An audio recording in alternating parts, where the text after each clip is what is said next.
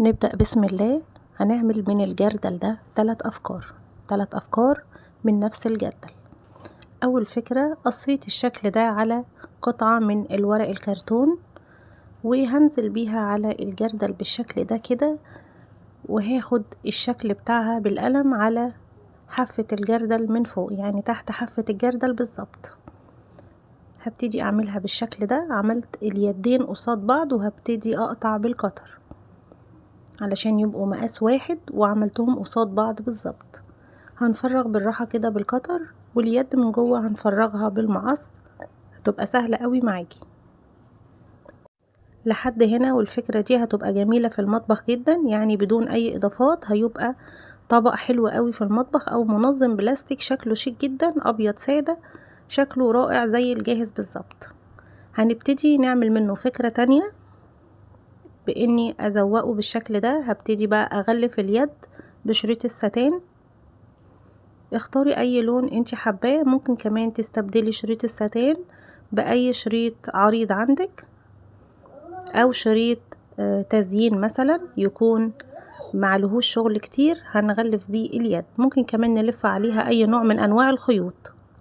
بنفس شريط الستان هبتدي اعمل لها اطار حوالين القاعدة من تحت، وحوالين الحافة من فوق هحط شريط التزيين ده.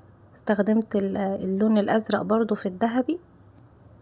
شرايط التزيين كتير قوي واشكالها كتير، واسعارها بتبدأ من اول 5 جنيه، فممكن تستخدمي اي شريط متاح عندك او على قد ما انتي تقدري تجيبي. في النص استخدمت الشريط الذهبي ده شريط ستان عريض علشان اكسر اللون الازرق مع الابيض. اللون الذهبي كان جميل جدا معاه. ومن شريط الستان برضو هعمل اطار حوالين الحافة من جوه علشان يديني شكل مرتب، والفينش بتاعه يكون جميل.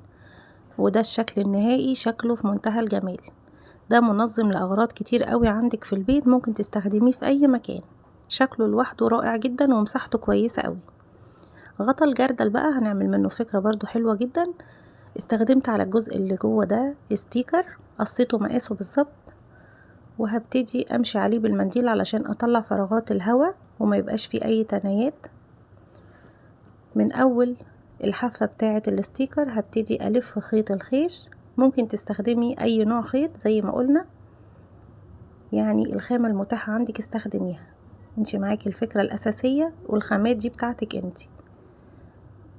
هنا كنت بعمل اليد بتاعته، وهبتدي ألف بقية الخيط عادي جدا بعد ما هعمل المكان بتاع اليد، وقصادها بالظبط هعمل اليد التانية بالشكل ده. الحرفين هثبتهم كويس، يعني بداية ونهاية اليد. هزود الشمع شوية بحيث تبقى متينة معايا.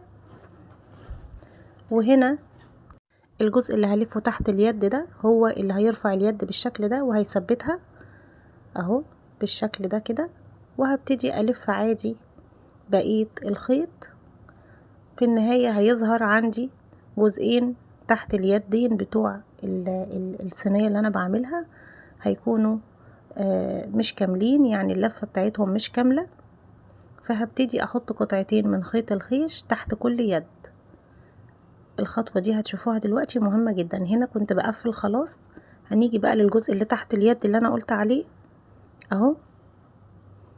قطعتين برضو من الخيط هثبتهم كويس اوي بالشمع علشان اكمل الشكل وما يبقاش في اي فراغات باينة معايا. نثبت البداية والنهاية. الناحية التانية نفس الكلام. بصوا السهولة بتاعت الفكرة بسيطة ازاي، والنتيجة هتكون روعة. ظهر الغطا اللي معايا هحط عليه برضو قطعة من الستيكر، نفس اللي انا حطيتها على الجزء الامامي بالشكل ده، وهثبتها برضو. واستخدمت كور خشبية من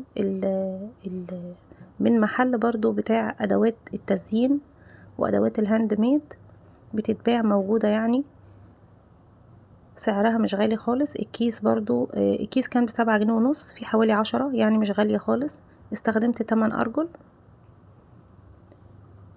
وهنا عملت فيونكة كده، وحطيت برضو في نهاية الخيط كورتين من الخشب.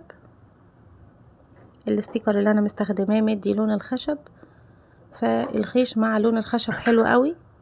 هثبتها على الجنب كده جنب اليد. وهنا عندنا صينية تقديم حلوة قوي قوي، وممكن كمان نستخدمها كقاعدة او حامل لطقم التوابل في المطبخ او ازايز الصوصات. هتلاقي لها استخدام حلو قوي في المطبخ وتجديد بسيط وجميل. ده كان الجزء المتبقي من الجردل. انا حطيت اليد بتاعته بالعكس بالشكل ده، وقصيت كل الزيادة وسبت الجزء اللي انا سايباه تحت اليد ده علشان يخلي اليد ما تتحركش. يعني لما هنيجي نستخدم عليه اليد هتشوفي الخطوة بتاعتها هتكون اليد ثابتة مش بتتحرك.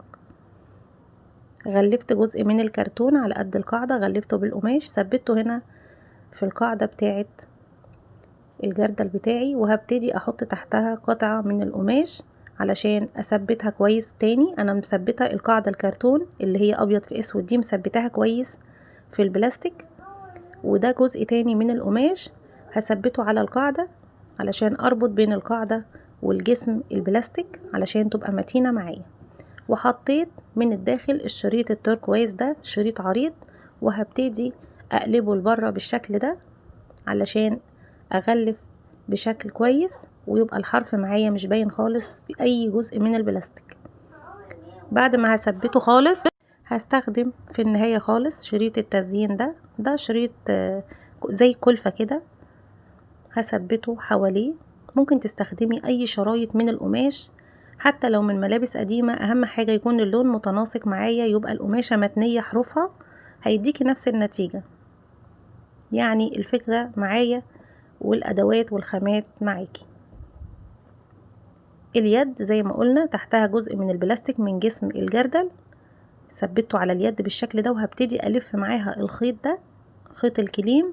ممكن تستخدمي اي نوع خيط متاح عندك، مش موجود خيط شريط قماش تمام هيبقى معاكي حلو برضو. احنا بنغلف اليد بالطريقة اللي احنا متاحة عندنا. وحطت لها فيونكة على الجنب كده. المنظم او الثبت شكله رائع، هو شكله حلو جدا. استخداماته انا متخيله ممكن يتحط على تسريحه، يتحط في ادوات الميك اب بتاعتك، ممكن تحطي فيه مثلا تستخدميه كتقديم لاي مخبوزات عندك، بس هتحطي تحتيه ورقه زبده او ورقه بلاستيك عازل. ممكن تستخدميه كمان كمنظم في المطبخ لاي ادوات للمطبخ عندك، هيبقى حلو قوي. لو طقم مثلا توابل شيك او طقم فناجين شيك عندك هتحطيه في المطبخ. هو استخداماته كتير وشكله رائع جدا، يعني على التسريحة، على ركن عندك في البيت، هو شكله تحفة جدا. ودي 3 افكار عملناها من جردل واحد. ال3 افكار احلى من بعض وشكلهم قيم جدا. استخدمنا خامات بسيطة، ويا رب تكون الافكار عجبتكم. استنوني في الفيديو الجاي بافكار جديدة وبسيطة ومش مكلفة.